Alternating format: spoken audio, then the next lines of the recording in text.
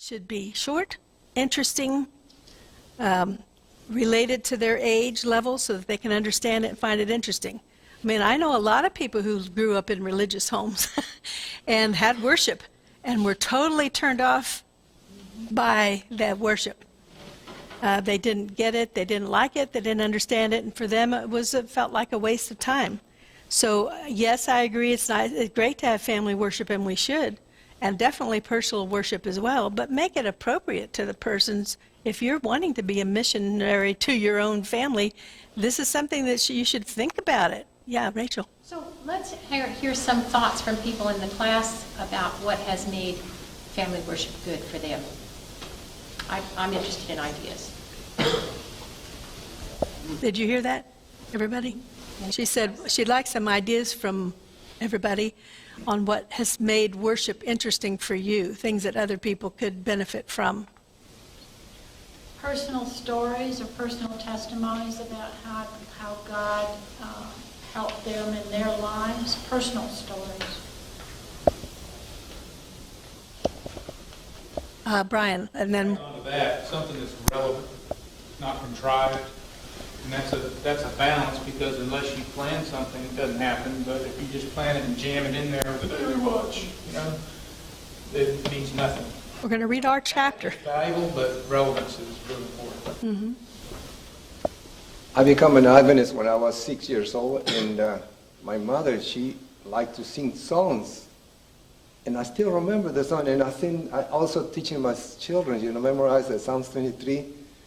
And those things really mean so much to me, because I left the church, but I never went to bed without a prayer. Prayer, teaching the children how to pray and ask the Lord for forgiveness, And I'll tell you, I do a fair amount of singing, and a lot of the singing is revolving around verses of the Bible and so on, and it's easy to remember those verses because I've learned them through song. And really, when I'm reading the Bible and I come across those verses, I can't read them without the song actually happening in my head.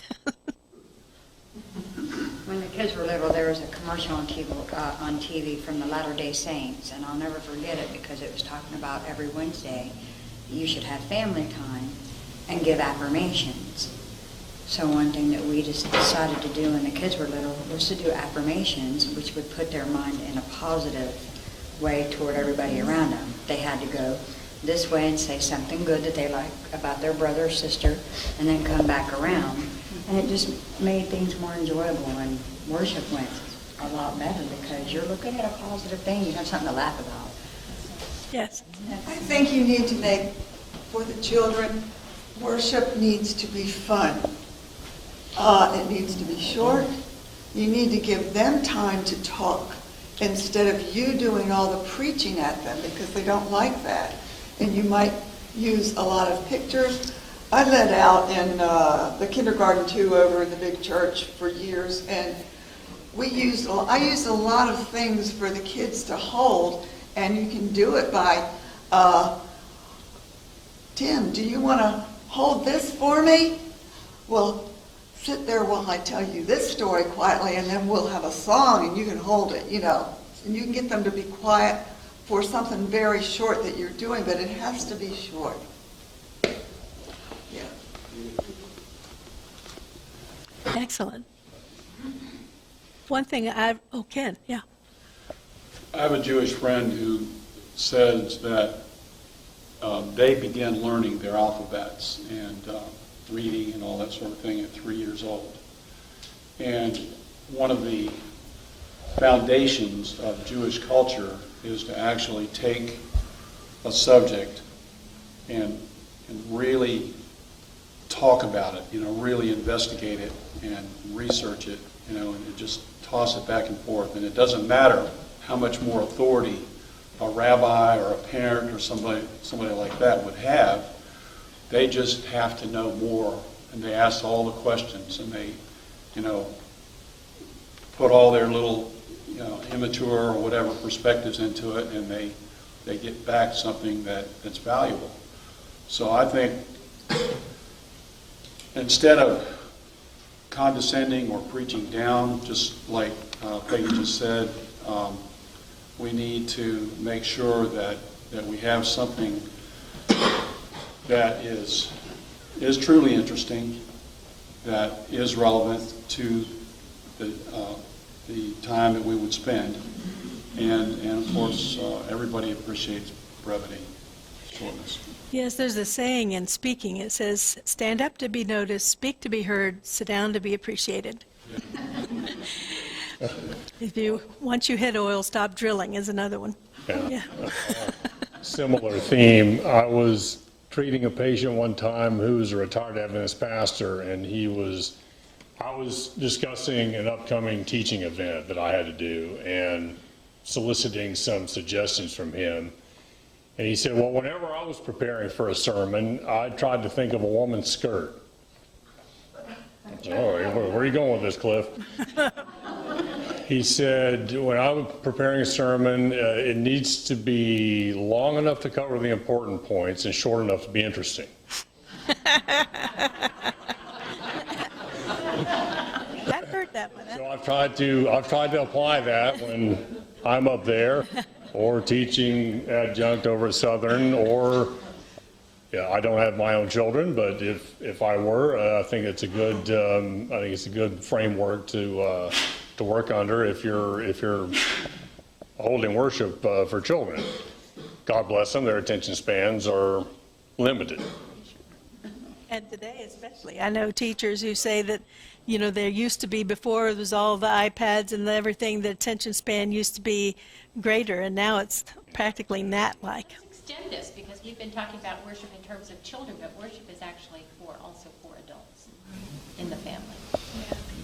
Well, one of the So things, what are some people doing? well, Same principle. with adult minds. Short enough. I personally love astronomy, and I love the astronomy. NASA has an astronomy picture of the day website. You can see in the archives years, decades of stuff that the telescopes have seen. We can see galaxies 14 or so billion light years away. I don't have a concept of how far light can travel in that time, 14 billion light years, but we're still seeing galaxies that far away, gaining new insights into this universe that God oversees and created. So I've printed off a fair number of those that I really found interesting and made a book out of it. And so when children or adults of age or express any kind of interest in that, I will go through the book. It has the astronomers' interpretation of what they see, and I especially love the ones where the astronomers have no clue. There's these amazing bullets coming out of Orion, for example, and when they first were coming out, the astronomer said, we don't know why they're going, where they came from, why they're going so fast, and so on. But I will sit down and kind of go through some of the most interesting parts with children who are of age to appreciate it, and that's God's creation. Sometimes at the end of my day, I will look at the astronomy picture of the day and look at the universe that I can't see but is out there. Then I have another site I like called the IRIS Seismic Monitor, which talks about the earthquakes that are happening here on the Earth. They're only the 4.0 and above magnitude earthquakes. And when I first started that website, there might be 315 in a month. Now it's often 650, 700, 800 of these earthquakes in a 30-day span on this world. So sometimes to gain perspective of where I am in this universe and where we are in time, I will go and look at the website. I'll talk about that to people or to kids, and look at the universe and see, you gain a perspective of this dot on this little dot of a planet and this little dot of a solar system and galaxy and so on. And I think those kind of things are a way to learn about God that isn't preachy per se. It's fascinating and it's educational, and you have pictures to go with it and some sort of a description that all links back to God. And those are things I respond to, at least. I have a kind of inquisitive mind, and I like learning more about things, like Ken was saying, go into more depth about things. And those things fascinate me, and the children I've talked with, they're like fascinated too. They can't grasp I can't even grasp some of those distances. The kids can't either, but you can grasp. That's a large universe we live in. And it puts what God did for you, what God was able to come and do for our little speck in the universe, what he was willing to do for us. It gives you a whole new perspective. Yeah, Brian. That fascination you just talked about, to answer Rachel's question, I know a late 60s individual that grew up in the church, and what she remembers is the austere emphasis on reverence when you're in the sanctuary. She was scared to death. Can't open her mouth, can't make a squeak. If your shoes squeaked, and that's what she remembers about church and God. So that balance between reverence and awe, I like Tim's explanation about being awe of God, not scared of him. But I think when we start to see what you're talking about, the beauty that draws us, if his love doesn't draw us, we're not going to get there by scaring ourselves to death. That's totally impractical to scare ourselves into heaven. We've got to learn of him and love him. And one of the best ways is Scripture. Sit down and peel it apart and start putting it in your own words and asking God to show you something.